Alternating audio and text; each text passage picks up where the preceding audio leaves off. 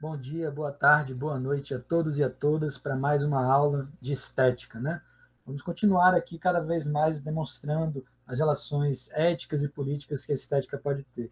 Como o impulso da criatividade é fundamental para o entendimento da nossa sociedade e da nossa cultura, né?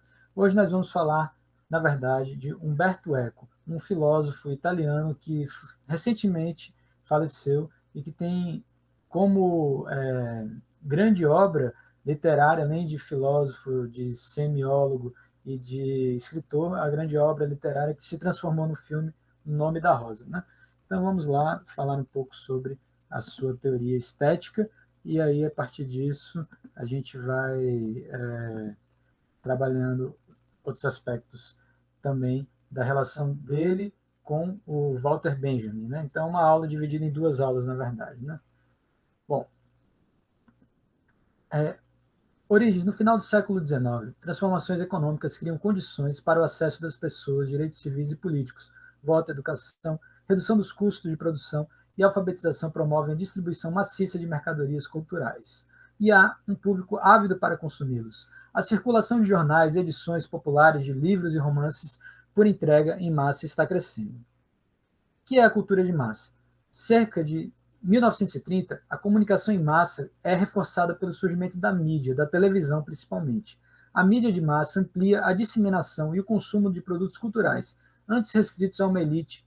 As formas e o conteúdo da arte muda ao lado dos hábitos dos consumidores. Nesse contexto surge o conceito de indústria cultural, o rock and roll, as revistas em quadrinhos e muitas outras linguagens artísticas que a gente consome, como a própria novela, como as séries, e hoje a Netflix, tudo isso.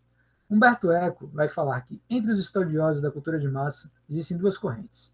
Uma apocalíptica, que vê na cultura de massa uma ameaça de crise à cultura, e um integrado, que alegra-se no acesso de milhões de pessoas à cultura. Né? Então, a televisão traz isso também, a internet também. Né? A cultura de massa está intimamente relacionada com as mídias sociais. Inúmeros pesquisadores e escolas se concentraram em estudar quais eram as influências da mídia sobre as pessoas, na política, em comportamentos e também na cultura.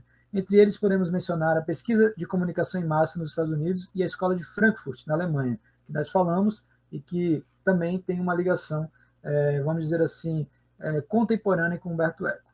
Então, a civilização do mass media, cultura de massa, advento da área industrial e o acesso das classes subalternas, novos modelos de avaliação da cultura, questionamento construtivo, não a crítica fácil, tendo como parâmetro passado, renascentista, crítica elitista, aristocrática, desprezo à cultura de massas, mas que aponta para as massas. Então é isso que a filosofia vai criticar, essa crítica à cultura de massas, mas ainda assim apontando para massas.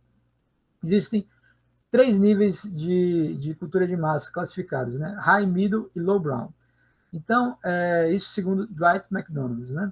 A arte de elite é a literatura, o teatro, as músicas clássicas, tradicionais, criativas e originais. A cultura média, mid-cult, é a cultura da classe média, né? Os pequenos burgueses. A paródia da alta cultura para fins comerciais. E a cultura de massa, mass cult, são os quadrinhos, programas de competição na TV, música industrializados, né? O funk, a música pop e assim por diante.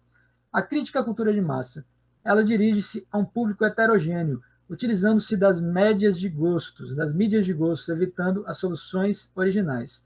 Destrói as características culturais próprias de cada grupo étnico, tendências a provocar emoções intensas e não imediatas, sujeitos à lei da oferta e da procura. Quando difundem produtos da cultura superior, difundem-nos nivelados e condensados.